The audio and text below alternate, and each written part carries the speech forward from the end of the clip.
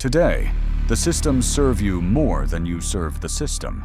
But ancient Roman women, they were not less than mere toys for the system. And here comes a woman named Vistilia, who outsmarted the system. Imagine Rome in the 1st century. Busy streets, gossip buzzing like flies around the forum, and the elite families walking around as if they ran the universe. In many ways, they did. Honor, family name, reputation, these things mattered almost as much as power itself. And in this world, a woman's love life wasn't just her own business. It could shape political alliances, shift wealth, or destroy a family's name forever. This was the world of the Lex Julia, Emperor Augustus's famous set of morality laws. These laws were supposed to protect Roman families by punishing adultery, especially adultery committed by married women. A woman caught breaking the rules could be exiled, stripped of her dowry, and publicly shamed to Augustus. These laws were a way to fix Rome's moral decay. To everyone else, especially noblewomen, they were something to escape by any means necessary. And that brings us to one of the most fascinating women of Roman history, Vistilia. She wasn't an empress or a queen or even a political figure. She was a Roman matron who figured out something brilliant. She realized that the law had a weakness, a loophole so strange that only someone fearless or incredibly clever would dare use it. Vistilia's story isn't just about adultery or scandal. It's about how one woman used the law to protect herself in a world where women had almost no legal power, and how her choices forced Rome to rewrite its laws because the government simply didn't expect a woman to be smarter than the system. Let's step into her world. The City of Rules. To understand Vistilia, you need to understand what Rome expected from its women. For noblewomen, the rules were especially strict. A married woman was supposed to represent her family with perfect dignity. She managed the household, raised children, kept the family name clean, and stayed loyal to her husband. But by the time of Emperor Tiberius, Augustus's successor, Rome was overflowing with scandals. Affairs, divorces, and secret relationships were constantly feeding the rumor mill, the Lex Julia. Julia gave the government the power to punish adultery with exile, fines, and public humiliation. Most women feared this, but Vistilia looked at the same law and saw something no one else had noticed. Who was Vistilia? Vistilia came from a noble family, but not one powerful enough to be untouchable. She wasn't an empress or from a major ruling house, but she belonged to the class of Roman women who were expected to behave like moral examples. Yet Vistilia's private life, well, let's just say, people talked. She had multiple relationships, and Rome noticed. In any normal situation, she would have been dragged into court under the Lex Julia, then exiled to a lonely island. But instead of fearing the law, she walked right into the loophole and slammed the door behind her. The loophole, turning adultery into business. Here's something strange about Roman law. Certain kinds of sexual behavior were not punishable if they were part of a registered profession.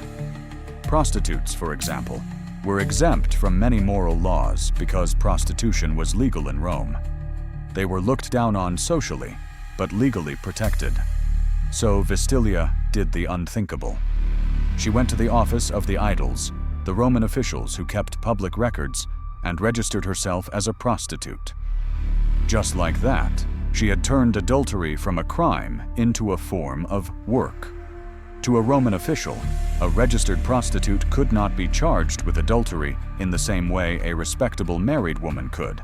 The Lex Julia didn't punish prostitutes the same way it punished noblewomen. If a woman publicly declared herself as belonging to a profession of sexual services, she stepped outside the legal category of a respectable matron. In the cold logic of Roman law, she became immune. Now keep in mind, this wasn't a case of a poor woman trying to survive. Vistilia belonged to the elite, and elite women did not register themselves as prostitutes.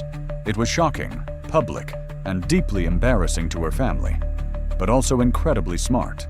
She wasn't registering because she wanted a career. She was registering because the law said she had to be punished for adultery. Unless she legally declared her actions as part of a profession, she found a way out that no one expected. Rome reacts with outrage. When news spread across Rome, you can imagine the conversation. Senators were appalled. Elite families were horrified. Vistilia had embarrassed her entire social class by basically saying, "If following the rules traps me, I'll just change categories." Suddenly, the Lex Julia looked weak. The law had been designed to control noblewomen, and now a noblewoman had used the law's own structure to escape its punishment. This wasn't just a personal scandal. It was a political insult. The Senate summoned Vistilia and her family. They wanted to know why her husband had not reported her for adultery, since husbands were required to bring charges within 60 days. The implication was clear. Not only had Vistilia avoided punishment, but her family had failed to uphold moral order. Her husband claimed ignorance. The Senate didn't believe him. They saw a family trying to dodge a scandal, and a woman outsmarting a system built by men. They were furious. Her exile. The Senate decided to make an example of her. They ruled that no noblewoman could ever again register as a prostitute to escape punishment. And they exiled Vistilia to an island far away from Rome, removing her from society. Rome might have punished her for finding the loophole, but she had proved something important. The Lex Julia wasn't really about morality. It was about control. Vistilia showed that if a woman stepped outside the category the law was designed to police, the law collapsed. Married women were punished because they were considered part of their husband's household. Prostitutes were not. And by switching her legal identity, Vistilia had crossed an invisible boundary no one thought a noblewoman would dare cross. Why this story matters. Vistilia's story might seem like a strange historical footnote, but it reveals a powerful truth about ancient Rome. Laws about morality were rarely about actual moral behavior. They were about protecting family honor, reputation, and political stability. The Lex Julia treated adultery as a public offense, not a private one. And that meant a woman's personal choices could become a legal battlefield. But the law also had cracks. It separated women into categories, and Vistilia used those categories to her advantage. The fact that she used the law against itself forced Rome to change the system. Her actions reshaped how the government wrote and enforced morality laws afterward. For the rest of Roman history, elite women were forbidden from using this loophole, all because Vistilia had stepped through it once. She wasn't trying to reform Rome. She was simply trying to survive within a system built against her. But in doing so, she exposed how fragile that system really was. A woman ahead of her time. Vistilia stands out in Roman history because she did something extremely rare. She took control of her own legal fate, even though Roman society tried very hard to make sure elite women could not. Most noblewomen hid their affairs. They relied on bribery, family influence, or quiet negotiations. Vistilia did the opposite. She went straight to the officials and made her declaration public. In a world where a woman's body was considered the property of her husband or father, she boldly redefined herself, even if the label she chose was considered disgraceful. In a strange way, she reclaimed her autonomy by using the only option the law allowed her. What her life tells us about Rome. Vistilia's story is a window into how Roman women navigated the legal traps around them.